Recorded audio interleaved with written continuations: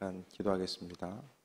예배의 주인 되셔서 불러주셨사오니 하나님의 크신 뜻을 비춰주시고 우리 마음속에 또 살아계신 주님 만나는 귀한 시간 되게 하여 주옵소서.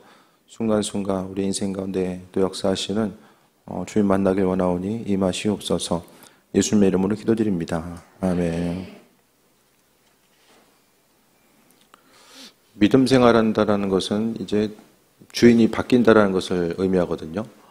단순히 교회에 왔다 갔다 하는 것이 아니라 내가 신앙생활을 하기로 마음 먹는다는 것은 전제 조건이 이제 두 가지가 성립이 되어야 되죠. 하나님이 살아계신다라는 것과 그 살아계신 하나님이 또 내 인생 가운데 내 인생을 맡길 만한 분이라고 하는 그런 이제 그 마음의 확신을 가지고 있어야지만이 아버지께서 주인도 되시고 또 내 삶의 여정 가운데 또 인생에 개입하시는 그분도 바라보면서 삶을 살아갈 수 있게 됩니다.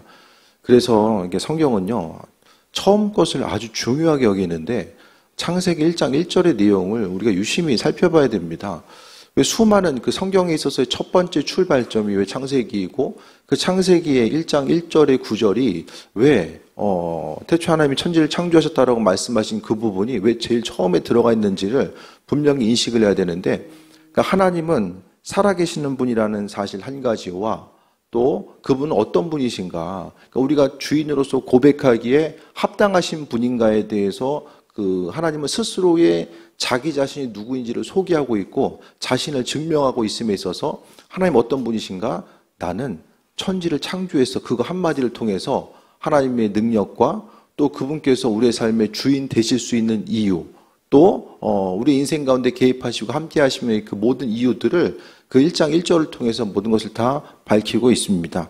그래서 우리가 믿음 생활을 한다는 것은 이제 전제 조건이 처음에 앞서 말씀드렸던 것처럼 창조주 하나님이 살아계시다라는 거, 또 그분 어떤 분이신가, 세상을 창조하셨을 뿐만 아니라 그 창조주 하나님이 우리 피조물된 한 사람 한 사람의 삶의 여정 가운데 개입하길 원하시고 친히 주인 되시길 원하시고, 왜냐하면 말씀을 통해서 그분이 우리를 창조하셨다라고 말씀하셨기 때문에 우리가 모든 일들 가운데서 그 도우심과 인도하심을 바라보면서 나아가게 됩니다.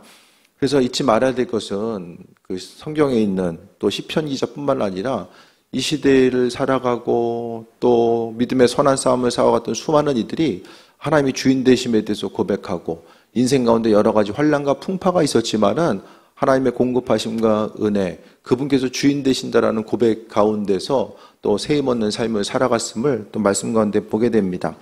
그래서 오늘 시편 기자의 내용을 보면 오늘 본문 하나님을 찬양하는 찬양시거든요.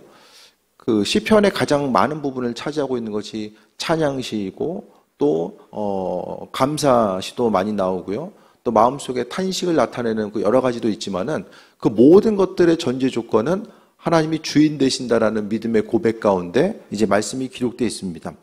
62절에 나의 영혼이 잠잠히 하나님만 바라며 나의 구원이 그에게서 나오는도다. 환난과 어려움이 있는데요.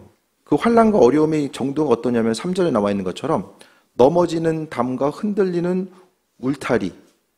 그러니까 자신이 처한 상황을 두 가지로 표현하고 있어요. 지나가다가 담이 옆에서 흔들려가지고 무너지면 어떻게 되죠?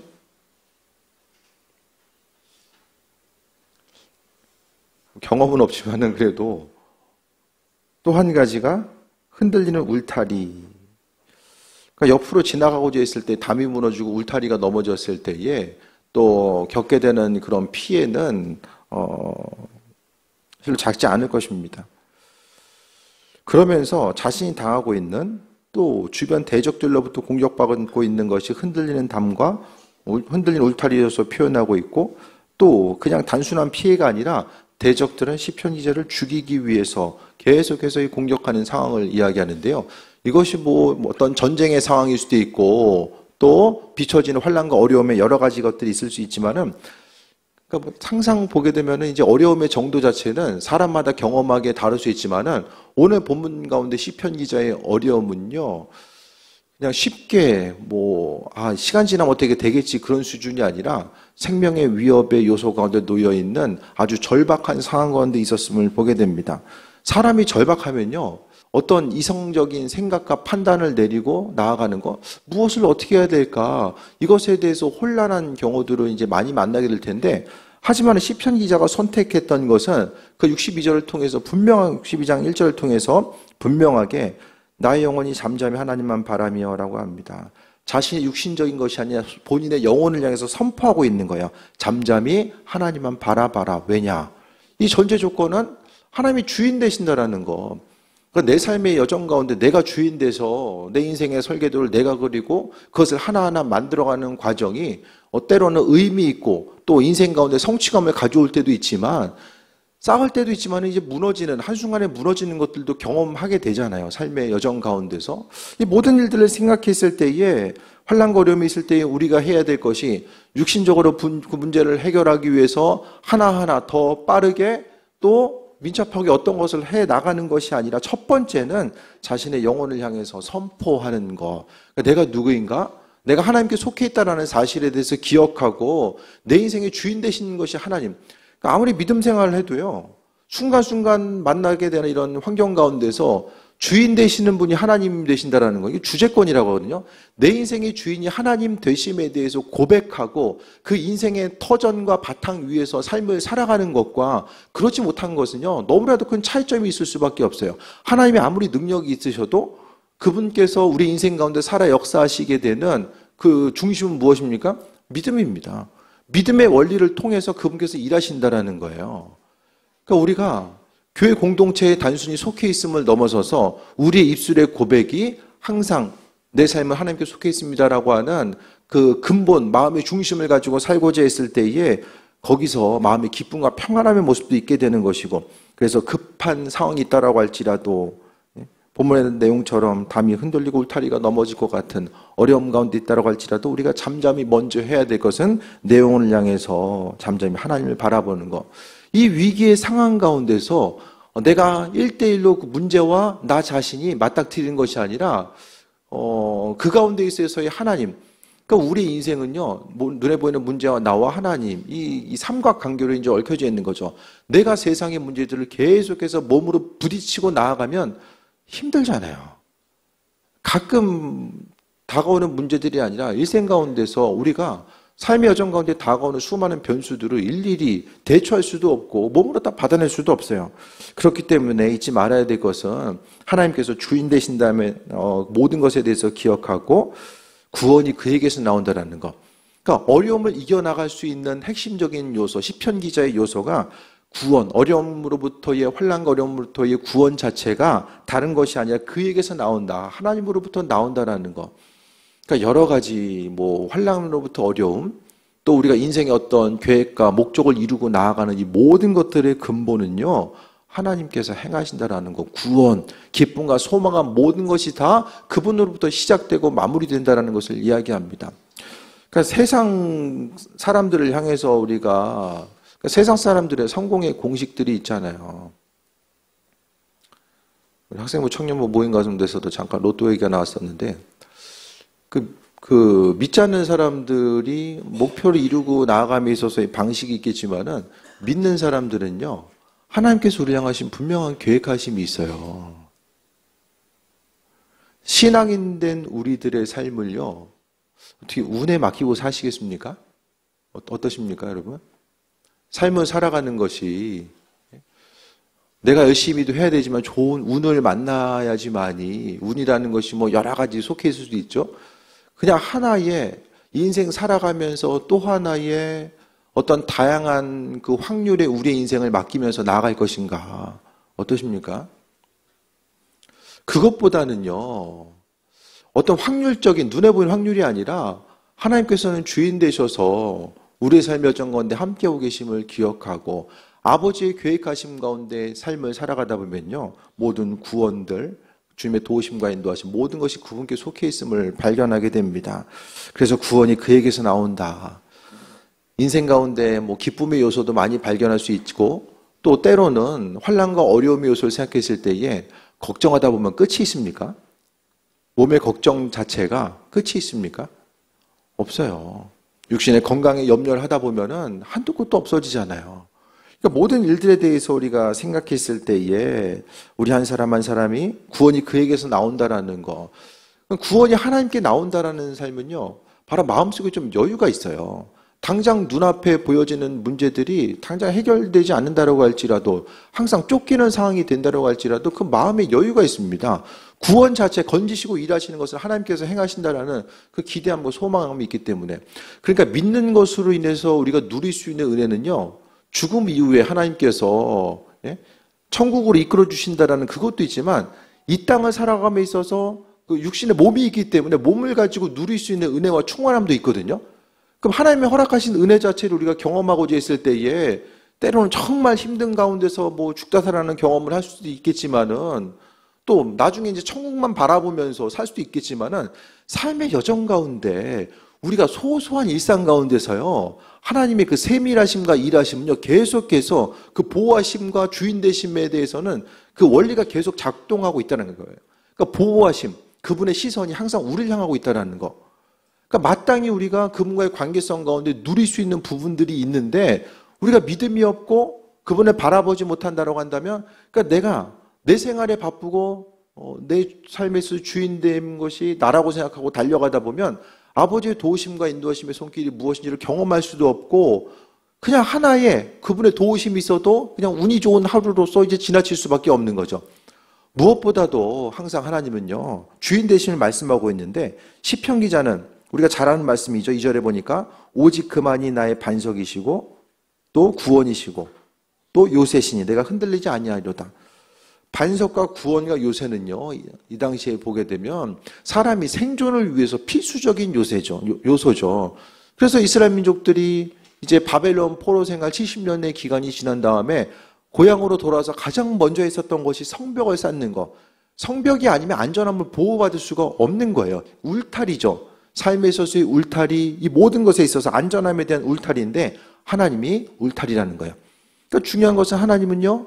우리 한 사람 한 사람의 생각과 또 말과 행동 모든 것을 아시고 또 우리의 삶에 있어서의 필요를 아실 뿐만 아니라 우리 인생 가운데 또 위협이 되는 요소가 무엇인지를 아시기 때문에 은혜로 함께 하시는 것이고 또 욥기도 한 말씀을 통해서 하나님께서 내 인생의 울타리를 쳐주고 계신다. 울타리 되신다라는 것을 말씀하고 있거든요. 그러니까 삶의 여정 가운데 제가 좀 자주 그런 말씀을 드리는데 신앙인으로서의 좀 마음의 여유 자체를 가지고 살아가는 거. 그러니까 교회 밖을 나갔을 때에 또 하나의 또 경쟁 사회 가운데 또 살아가야 되잖아요. 누군가는 또 경쟁하면서 살아가야 되고 또 관계성 가운데서는 마찬가지입니다. 사람들이 모여 살아감에 있어서 믿는 사람이 또 믿지 않은 사람들과 그 가운데서 살아갈 수밖에 없잖아요. 근데 많은 부분 우리가 하나님께서 피난처 되신다라는 거, 구원 되신다라는 그 마음의 중심을 가지고 하루하루 살아가는 것과 그냥 신앙의 요소를 다 걷어내고 주님을 잊어버리고 밖에 나가서 그 공동체 가운데 머물게 되면요. 똑같이 주님과는 상관없는 상태에서 서로 경쟁하고 나아갈 수밖에 없어요. 주님 아니면 비신앙인들하고 신앙인들이 이 경쟁 자체가 가능하다라고 보십니까? 그게 좀 가능하다고 보십니까? 어떠세요?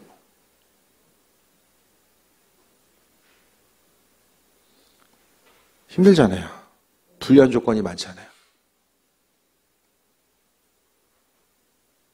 주를 위해서 헌신하고 나아가는 거, 믿음 생활 한다는 건요.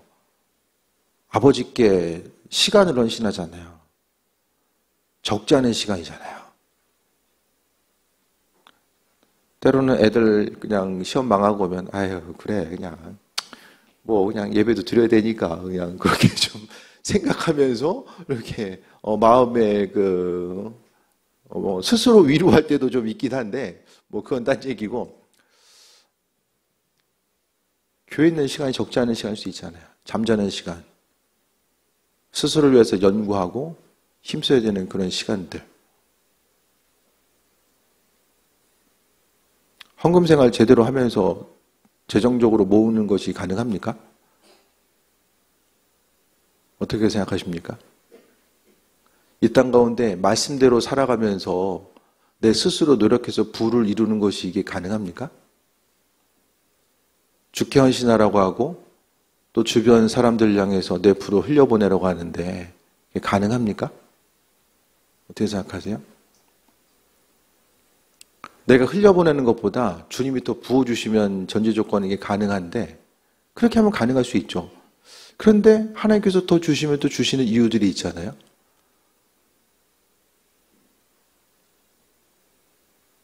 말씀대로 살아가면서 세상 가운데서 또 경쟁하고자 했을 때에 사실 불리한 조건이 너무 많거든요.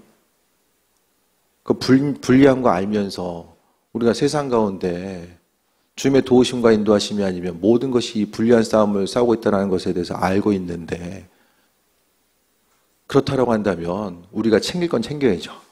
하나님께서 하셔야 될 그분은 그 모든 것들을 아시기 때문에 아주 성실하게 살아 역사하시고 우리의 삶의 주인 되셔서 일하시거든요.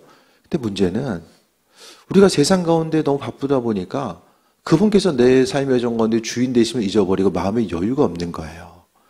계속해서 쫓기는 삶을 살아갈 수밖에 없고 또 아버지께서 주인 되심과 예비하심이 있는데 그걸 믿지 못하는 거예요. 믿지 못하니까 누리지 못하고 누리지 못하니까 더 쫓기는 삶을 살아갈 수밖에 없는 거예요.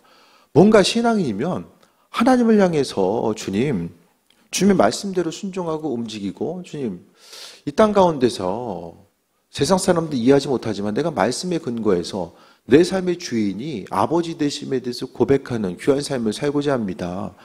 그러니까 하나님이 행하시는 그 성실하게 행하시는 그 일들을 바라보기 원합니다.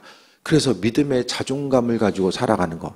당장 눈에 보이는 상황이 어떠하든지 간에 뭐 성적이 잘 나오든 못 나오든 또 환경 자체가 내가 기대했던 것들이 이루어지든 이루어지지 않든지 간에 오늘 본문 가운데서 하나님께서 반석과 구원과 요새 되시기 때문에 아버지께서 내 인생 책임지신다라고 하는 이 믿음의 고백과 이 자존감들이 분명하게 있어줘야 되지 않을까. 이 부분이 무너지게 되면요. 세상 가운데서 살아감에 있어서도 이제 더 혼란스럽습니다. 그러니까 신앙의 여정, 신앙인으로서 삶을 살아감에 있어서 우리는요, 어려움이 있을 때에 눈에 보이는 그런 것도 생각하지만은 하나님과의 관계성 가운데서도 어려움의 요소를 다시 한번 비춰보게 되거든요. 그러니까 두 가지 다 신경 쓰고 나아가야 되니까 혼란이 가중될 수밖에 없다라는 거예요. 왜 신앙생활 하면서 혼란과 어려움을 찾아서 갈 필요는 없잖아요.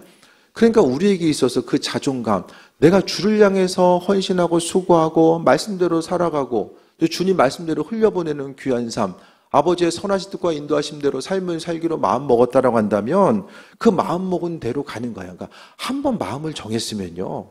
그러니까 마음 정하기는 쉽지 않잖아요. 주인 되신 분이 아버지 되심에 대해서 마음 정하기는 쉽지 않지만은 한번 마음을 정했다라고 한다면 그때부터는 주께 대한 믿음을 보이고 아버지께서 행하실 것에 대한 내 인생 가운데 행하실 것에 대한 소망함을 가지고 나아가면 또 말씀드립니다. 4절 봅니다. 그들이 그의 높은 자리에서 떨어뜨리기만 꾀하고 거짓을 즐겨하니 이분은 축복이요 속으로는 저주로다. 그러니까 주변에 있는 대적이 넘어뜨리려고 하고 또 거짓말하고 또 겉으로는 축복하는 것처럼 보여도 마음속으로는 저주하는 이런 상황 자체가 있는데 그랬을 때에 그 사람을 향해서 뭐 따지거나 또 직접적으로 부딪혀서 무엇을 행할 것이 아니라 오늘 본문은요. 환난과 어려움을 주고 있는 그 사람을 향해서 어떤 것을 대처하고 나아가는 그 상황을 이야기하지 않고 5절에 나와 있는 것처럼 또 한 번 반복하고 있죠. 나의 영혼아 잠잠히 하나님만 바라라. 무릇 나의 소망이 그로부터 나오는도다. 하나님을 바라본다라는 건 뭘 이야기하는 거지? 기대함과 소망함을 이야기하잖아요. 그분이 행하심과 일하심에 대한 소망함을 가지고 나아가는 거. 바라본다라는 건 갈망한다라는 거고요. 간절히 기대하고 소망하는 거예요. 그러니까 우리가 좀 더 성숙한 신앙생활을 하고 또 주변에 성숙한 신앙인들을 보면 어려움이 있을 때에 그 어려움 자체에 매몰되는 것이 아니라 그 일들 가운데서 행하실 하나님의 일. 그러니까 내 환난과 어려움 가운데 있지만은 내가 하나님께서 이번 계기를 통해서 어떤 일을 행하실까라고 하는 오히려 또 하나의 기대함을 가지고 삶을 살아가는 이 마음의 중심 자체를 이야기한다라는 거예요. 그래서 우리가 정말 성숙한 신앙의 모습은 환난 가운데서의 내 신앙의 모습, 내가 믿음으로 어떻게 반응하면서 삶을 살아가고 있는가, 이 부분이 이제 확실히 나 자신의 믿음을 나타내는 거고요. 그래서 우리가 해야 될 거, 어려움의 때에 먼저 해야 될 것은 잠잠하게 하나님만 바라보는 것이고 구원과 소망이 그분으로부터 나온다라는 것. 우리가 주님 아니면 우리의 기대와 소망함이 어디로부터 나올 수 있습니까? 어디서 소망이 생기죠? 구원 자체나 소망을 어디서부터 우리가 얻을 수 있죠? 좀 있으십니까, 주변에?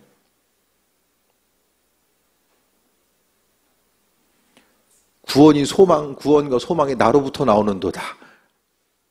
그럼 어떻게 되죠?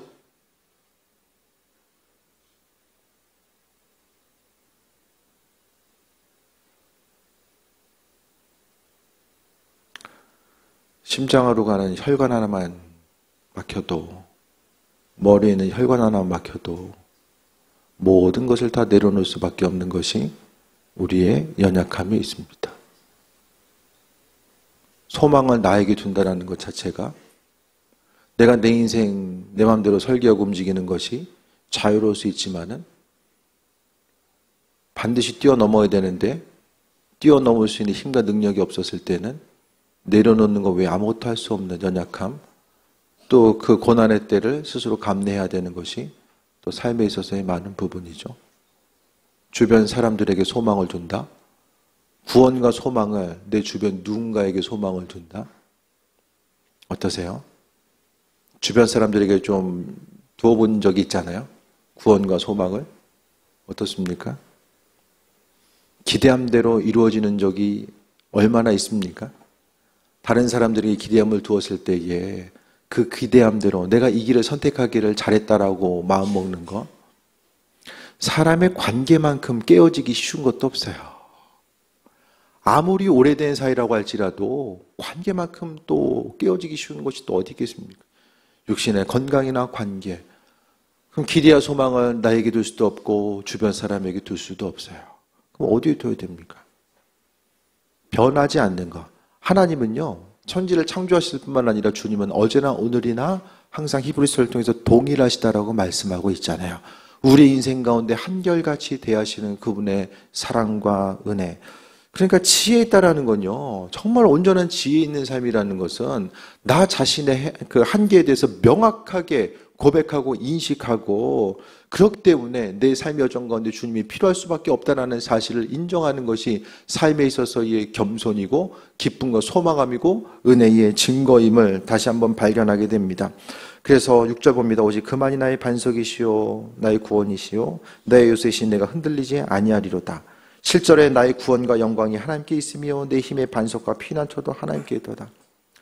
좀 피난처가 있으면요, 삶의 여정 가운데 피난처 되신다라는 거, 하나님이 누구시다라는 거, 하나님 사랑이시고 창조주 되시고 뭐 여러 가지가 있겠지만은 하나님이 피난처 되신다는 이 한마디가, 피난처라는 이 말 자체가 우리의 삶의 여정 가운데 하나님의 존재와 이유의 목적에 대해서 이야기해주는 또 가장 중요하고 핵심적인 단어가 아닐까라는 생각도 해보게 됩니다. 우리 인생 가운데 피난처가 필요할 때가 있고, 또 아버지께서는 친히 우리 인생을 부담스러워하지 아니하시고 피난처 되어 주시겠다라고 말씀하고 있고, 또 8절에 백성들아 시시로 그를 의지하고 그의 앞에서 마음을 토할 하나님 우리의 피난처시로다. 그렇기 때문에 주님을 의지하는 삶은요, 내 마음의 중심을 그분께 두고 또 속에 있는 것들에 대해서 내려놓고 마음을 토하라고 이야기합니다. 사람들에게 이야기하면요, 앞에서 이야기했을 때 어쩔 수 없이 듣고는 있지만 마음속에 부담스럽잖아요. 어려운 얘기도 계속 듣다 보면 이 공감대가 형성이 잘 안 될 수도 있잖아요. 그러니까 그 얘기를 하나님께 나와서 하는 거예요. 주님께. 주님께서 우리가 간구했을 때, 야, 너 그 얘기 또 하는구나. 아는 얘기 왜 자꾸 하고 있냐? 다른 데서 이야기하라. 그렇게 얘기하신 분이 아니잖아요. 우리 아픔에 대해서 알고 계시고 그분과의 관계성 가운데서 은혜와 충만함으로 함께 하시는 분임을 발견하게 됩니다. 그러면서 왜 우리가 주님을 의지해야 되는가? 왜 시편 기자는 하나님께서 구원 되시고 소망 되시고 피난처 되신다고 왜 이야기할까? 9절에 나와 있는 것처럼 본인 자기 인식이 확실하게 돼 있는 거예요. 9절 보면 슬퍼도다 사람이 입김이고 인생도 속임수니 저울에 달면 그들은 입김보다 가볍다. 사람이 입김이래요. 잠깐 보이고 없어지는 존재, 인생도 보여지는 것. 그러니까 사람이 이제 보여지는 것이 이제 그 실상처럼 보여도 실상이 아니라 허상이구나. 그것을 기억했다라는 거예요. 순간적으로 시간이 정말로 빠르게 지나가게 되고 또 실상이라고 있었던 것들이 다 허상을 향해 나아가는 이때에, 그래서 인생 자체가 뭐냐? 입김보다 가볍다. 그러니까 결과 아무것도 아니라는 거예요. 삶의 여정 자체가 인간 스스로만 생각했을 때에 어떠십니까? 지금까지 삶을 살아오면서 인생이 정말로 의미 있고 가치 있고 인생을 살아감에 있어서의 인생의 목적이 분명하고 그 분명하게 삶을 살아왔기 때문에 내 인생에 아무런 후회가 없이 삶을 살았다라고 고백할 수 있는 사람 뭐 얼마나 있을지 모르겠어요. 그러니까 시편기자는 스스로의 삶을 생각했을 때에 그 안개와 같이 이끈과 같이 사라질 수밖에 없는 삶을 고백하면서 그렇기 때문에 내 인생의 구원이 하나님께 피난처가 그분께 있다는 사실을 고백할 수밖에 없는 거. 그러니까 믿음 생활이 이루어지기 위해서는요, 제일 처음에 내가 누구냐, 자기 의식, 자기 인식이 분명하게 선행되어야 됩니다. 내 인생 살아감에 있어서 나는 만족하고 삶에 있어서의 뭐 인생 만족하는데 주님의 자리가 필요가 있습니까? 없어요. 내 인생에 왜 주님이 필요한지에 대해서 기억하는 사람들은 아버지께 나아갈 수밖에 없고 그분의 도우심과 인도하심을 경험할 수밖에 없습니다. 10절에 포악을 의지하지 말며 탈취한 것으로 허망하지 말며 재물이 늘어도 거기에 마음을 두지 말지어다. 재물이 늘어나도 마음 두지 말라고 이야기합니다. 왜 그렇습니까? 사람이 입김인데 사람이 없어지는데 그 사람의 소유한 것 자체는 그 사람이 없어지면 무슨 소용이 있겠습니까? 그러니까 본질에 대해서 분명하게 꿰뚫고 나아갈 것에 대해서 말씀하고 있어요. 그러니까 내가 누구인가? 다음 주에 우리 다시 만날 수 있을까요? 확신이 있습니까? 그거 어떻게 확신해요? 다음 주에 우리가 어떻게 만날지. 내일 하루도 모르는 게 우리의 삶인데요. 그게 삶의 겸손이에요. 하나님 앞에, 시간 앞에 겸손한 삶. 그 겸손함이 있는 사람은 창조주 하나님 앞에 내가 무릎 꿇을 수밖에 없고 그의 도우심과 인도하심을 바라볼 수밖에 없어요. 11절 봅니다. 하나님이 한두 번 하신 말씀을 내가 들었나니 권능은 하나님께 속하였다 하셨도다. 주여 인자함은 주께 속하였사오니 주께서 각 사람이 행한 대로 갚으심이니이다 라고 말씀합니다. 아버지께서 주인 되심을 고백하고 삶을 살아갔던 사람들은 그 행한 대로 갚으시고 내 삶의 주인이 내가 되어 살아갔던 사람들은 그 행한 대로 갚으신다라는 것이 아버지의 말씀의 내용입니다. 서두에 말씀드렸던 것처럼 신앙인이면 신앙인으로서의 그 홈그라운드 이점을 우리가 누리면서 살아갈 수 있어야 되잖아요. 믿음 생활하면서 아버지께서 우리 인생 가운데 순풍으로서 함께 하시는 그 은혜와 충만함. 그래서 신앙의 자리 가운데서 내가 누구인가? 아버지께 마음의 중심을 두고 살아가야 될 우리 한 사람 한 사람. 그래서요, 방향성을 하나로 잡으시고 이래저래 그냥 흔들리고 나아가지 마시고 그냥 신앙인으로서 주님의 백성으로서 아버지 자녀로서 살기로 마음먹으셨으면요, 주변의 환경 가운데서 어려움이 있다라고 할지라도 그 유혹 때문에 흔들리거나 넘어지지 마시고 아버지 뭐하고 계시나 이렇게 힘든데 그것보다는 내가 보이지 않고 또 경험되지 않고 이해되지 않는다라고 할지라도 하나님의 방법대로 성실하게 그분의 일하심을 행하고 계신다라는 것에 대해서 다시 한번 고백하시고 믿음 생활한다는 게 뭘까? 이 땅 가운데 신앙인의 이름으로서 삶을 살아간다는 것이 무엇일까? 정말 그냥 믿는 사람들이 믿지 않은 사람들과 그냥 경쟁하며 살아가기도 쉽지 않은 이때에 그 경쟁 가운데서 우리가 마땅히 달려가야 될 부분을 포기하고 살아가는 것, 그렇게 천천히 가기로 마음먹었으면 잠잠히 우리가 하나님을 바라볼 수 있는 시간들이 이제 있을 수밖에 없잖아요. 그분 바라보시고 아버지께서 우리 인생을 어떻게 만들어 가시고 어떻게 계획하시고 나를 세워가시고 내 삶을 통해서 어떻게 사용하실지 다시 한번 좀 그런 삶에 있어서 기대감을 가지고 나아가는 것, 육신적인 필요에 대한 이 절박함을 넘어선 창조주 하나님의 우리를 향하신 계획하심과 은혜와 충만함이 있음을 기억하며 믿는 자로서 복된 삶을 향해 나아가고 또 인자함, 기쁨과 소망, 은혜와 평강함이 주께 있고 다시 한번 주께서 각 사람이 행한 대로 갚으신다. 신앙은 개별적이고 개인적인 거죠. 각 사람에게 주께서 은혜로 베푸신다라는 말씀에 대해서 기억하며 그 은혜 가운데 충만함 누리는 환난거림의 때에 잠잠히 주님만 바라보고 소망과 구원과 또 피난처 되시는 주님께 마음의 중심 두고 승리하는 귀한 삶 되시기를 축원드립니다. 우리 찬양하고 기도합니다. 이 땅에 오직 주밖에 없네. 찬양하고 기도합니다.